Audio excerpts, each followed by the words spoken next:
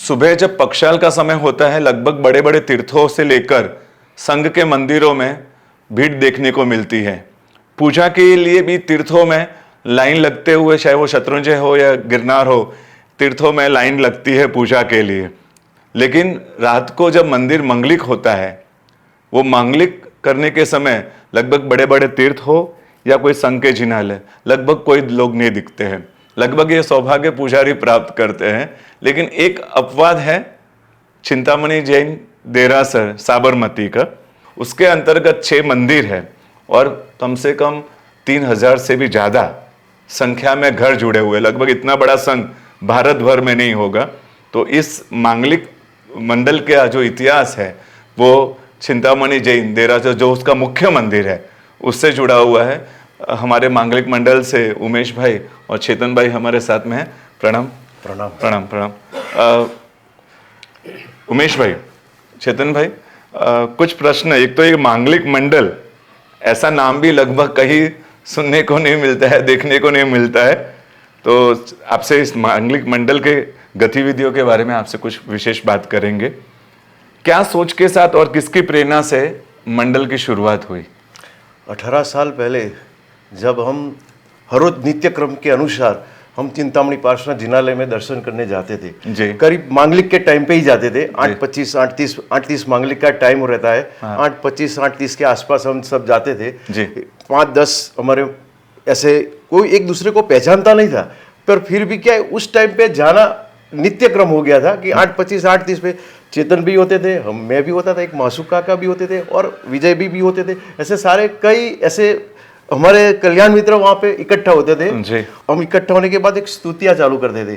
2-3 स्तुति आती थी, ज़्यादा आता नहीं था उस टाइम पे जी। तो 2-3 स्तुति बोल के, आयो शरणे बोल के, और चेतन भाई की हॉट फेवरेट जो छड़ी होती है वो दादा को बोल के हम निकल जाते थे। और ये मांगलिक के टाइम पे आते थे, इसलिए हमारा नाम भी हो गया मांगलिक मंडल। ये हमारा नित्य क्रम ऐसे चलता रहा, करीब 2-3 महीने तक ऐसा ही चलता रहा। कोई जाए या न जाए ऐसा भी बनता था उस टाइम पे। कोई ऐसा ध्येय नहीं था कि ये इसको आगे बढ़ाना है, बस जाते थे, करके 5 मिनट में निकल जाते थे। जी जी। फिर हमने स्तवन चालू किया कि एक छोटा सा स्तवन भी ले लेते हैं तो क्या इसमें बढ़िया रहेगा, तो भक्ति में और जम जाएगी। तो एक स्तवन भी चालू किया। ऐसे भी वो भी 2-3 महीने चलता रहा।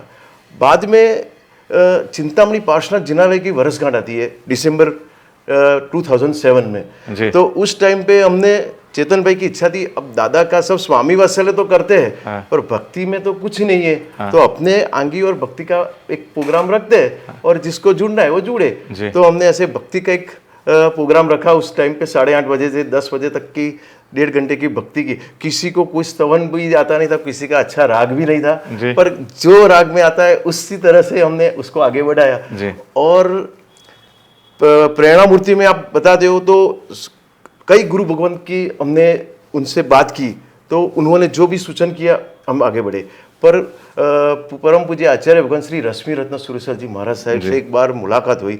वो भी मुलाकात कैसे होती है कि हमारा एक नित्य क्रम ऐसा हो गया कि जिनालय का मांगलिक करके हम उपाश्रय में जाते हैं। सांप को त्रिकाल वंदन, जैसे त्रिकाल दर्शन करते हैं, बाद में त्रिकाल वंदना का भी एक हमारा पार्ट हो जाता है। तो उदय वल्लभ महाराज साहब ने एक बार हमको बोला था कि गुड नाइट करने वाले एक ही आप हो कि भगवान को गुड नाइट करके हमको भी गुड नाइट करने आते हो आप। बराबर ये नए स्टाइल से उन्होंने बोला।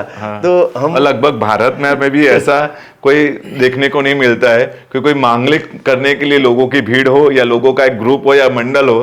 तो ये शायद यूनिक कार्य जो है वो आपके द्वारा ही लगभग पहला मंडल होगा भारत भर में जो इस तरह की गतिविधि में शामिल है। जी। तो साहब ने बोला कि त्रिकाल दर्शन तो आपने कर लिया, पर आपने एक अच्छी नित्य क्रम भी बनाया कि त्रिकाल वंदन करने का भी प्रोग्राम कर दिया। वो भी बढ़िया है कि जिससे कोई साधु भगवान की कोई छोटी सी जरूरियात होती है तो आपके माध्यम से हम ये कर सकते हैं। और उसका नतीजा भी बहुत बढ़िया मिला है हमको कि हमारे मंडल के कई लोग साधु भगवान के निकट आ गए और उससे हमको बहुत फायदा भी हुआ।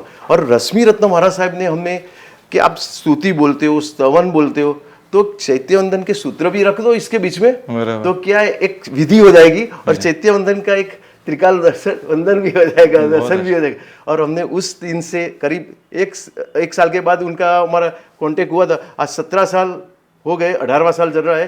18वां साल से हम नित्य चैत्य वंदन करते हैं। बराबर।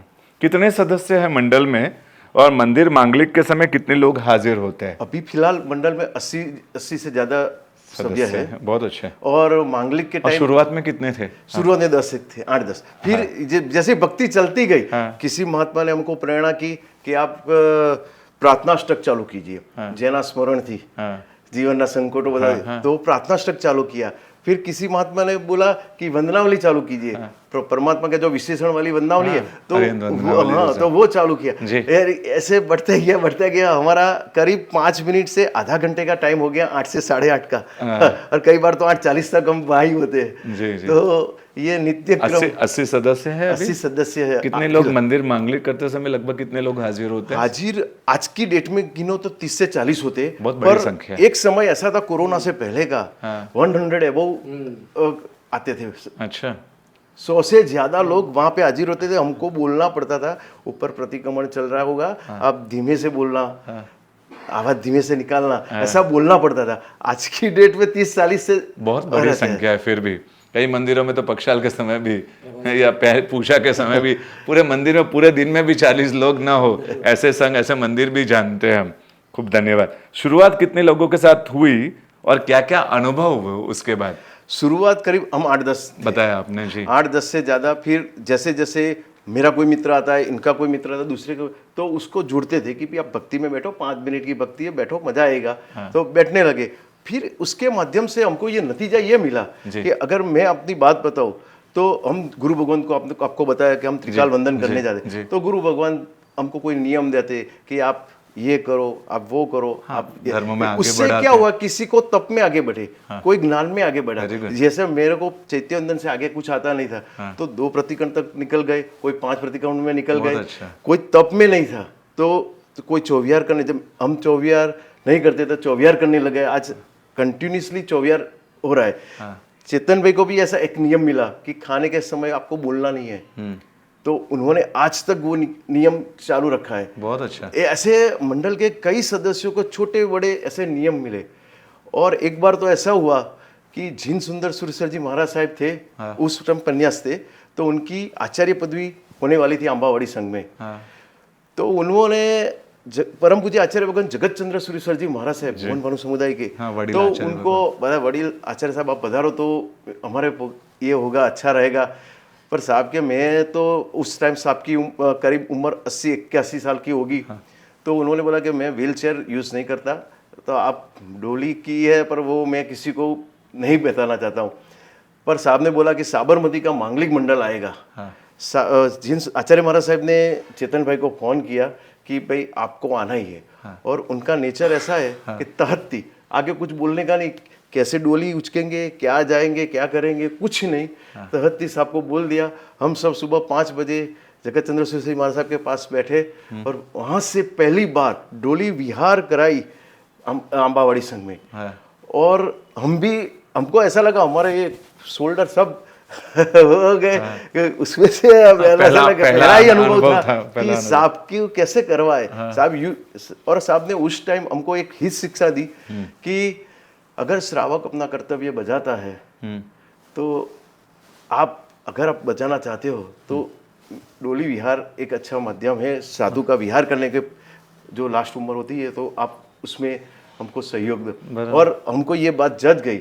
उस दिन से आज तक करीब 90 से 100 विहार हमने ऐसे डोली के करवाए होंगे।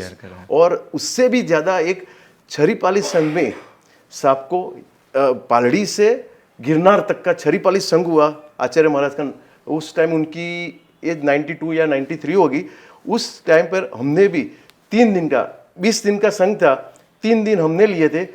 16 से 18 किलोमीटर का विहार कराया था डोली में। बहुत अच्छा। और हम उस टाइम 35 से 40 सदस्य सबका विहार करवाया था। बहुत उत्तम लाभ मिला। बहुत उपकार। ऐसे तो आपको बहुत सारे प्रसंग ऐसे हैं कि गुरु भगवान के माध्यम से त्रिकाल दर्शन करके त्रिकाल वंदन करने जाते थे। ये बीच में ये दोनों जगह से हमको इतनी सफलता मिली है, हमारे जीवन में, भौतिक जीवन में भी मिली है और आध्यात्मिक जीवन में भी हमको मिली है। और मंडल के कई सदस्य उससे प्रभावित भी हो गए। जो कुछ नहीं करता था वो अपने दैनिक जीवन में कुछ न कुछ नित्य आराधना में लगे हुए, कुछ न कुछ कर रहा है। मैं खुद चिंतामणि संघ में हो, चिंतामणि जैन देरासर संघ में हो, साबरमती का ही हो। 5 साल से अहमदाबाद शिफ्ट हुआ और चिंतामणि दादा की नज़र मुझ पर भी थी। तो उन्होंने, मैं जब पहली बार आया था, जब घर भाड़े का लेना था उस समय, तो तब साबरमती में घर लिया और संघ से जुड़ना हुआ, तो मैं खुद ही उस संघ का हो। तो चिंतामणि दादा का प्रभाव मैं खुद भी अनुभव करता हूँ। आपके जीवन में तो बहुत ज़्यादा होगा, क्योंकि आप तो कंटिन्यू उनके साथ रोज दर्शन और इस तरह से जुड़े हुए हैं। चिंतामणि दादा से भी प्रेम बढ़ गया होगा इस कारण से, इस मांगलिक मंडल के माध्यम से। भक्ति के माध्यम से क्या है, जो प्रभु के पास हम पहले एंट्री टू एग्जिट हमारी 2 मिनट थी, आज 2 घंटे तक की हो गई है। बहुत अच्छा। पहले 2 मिनट में एंट्री करते थे और एग्जिट में आप घड़ी देखो तो 60 सेकंड 70 सेकंड में तो हम बाहर निकल जाते थे कि कुछ आता नहीं था, भगवान का दर्शन किया, निकल जाते थे। और आज 5 से 7 स्तुति बोलते हैं, चैतन्य में 5-7 स्तवन भी बोल लेते हैं। और कई बार तो जो भावना रख जैसे दिन आते हैं कल्याण के दिन, हम कल्याण, एक किसी महात्मा ने प्रेरणा की थी, अब चिंतामणि दादा की वर्षगांठ करते हो तो ये पार्श्वनाथ भगवान का जन्म कल्याण क्यों नहीं मनाते हो? तो जन्म कल्याण किया। पहले शुरुआत में हम संगीतकार को बुलाते थे, तो साहब ने बोला कि अगर आपको जो कुछ कर सकते हो, आप गा सकते हो, तो आप, आपके इतने सारे सदस्य हैं, गाओ, जैसा भी गाओ, आप खुद गाओ। तो आज ऐसा हुआ है कि हमको, हमारे जो सदस्य गाते हैं तो किसी को मना करना पड़ता है, भाई आप रहने दो, इनको गाने दो, इनको गाने दो, ऐसा करना पड़ता है। अच्छी तरह से सबको और भक्ति में जुड़ गए, और उस भक्ति के 15 मिनट चिंतामणि दादा के सामने बैठते हैं ना, तो पूरे मन की थकान हम शांत हो जाती है, पूरा दिन का आराम मिल जाता है। जी जी। मैं थोड़ा अभी 1-1.5 किलोमीटर अच्छे डिपो के वहाँ आया हूँ, रहने आ गया हूँ महावीर नगर, लेकिन आज भी उस जगह से गुजरते श्राविका को भी चिंतामणि दादा के प्रति का बहुत लगाव है। तो वो कई बार स्पेशली करके कि नहीं, आज तो मुझे चिंतामणि दादा के दर्शन करने जाने। जी। रात का वक्त बिजनेस आदि से थक हार कर फ्री होकर घर पहुंचने का वक्त था। पूरे दिन बिजनेस की थकान, बिजनेस करके परिवार बच्चे आदि के साथ वक्त गुजारने का समय, उस समय रोज मंदिर मांगलिक करने जाना, ये सब कैसे एडजस्ट हो जाता है? मैं भी बिजनेस से जुड़ा हुआ हूँ। चेतन भी दुकान रामनगर में ही है।